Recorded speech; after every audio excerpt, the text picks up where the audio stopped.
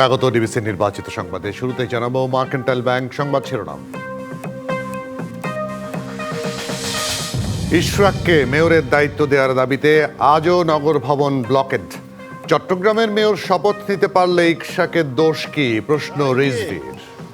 কাজ করছে, সে তার শপথ নেওয়ার কথা, কিন্তু সরকারের পক্ষ থেকে গায়ের জোর খাটানো হচ্ছে। তাহলে চট্টগ্রামের যে আমাদের সাদাত, সে কি করে মেয়র হতে পারলো? চট্টগ্রাম বন্দর আর করিডোর নিয়ে বিতর্কের ঝড়ে সরকার। স্বাধীনতা, সার্বভৌমত্ব ও নিরাপত্তার প্রশ্নে সমর্থন নেই রাজনৈতিক দলগুলোর।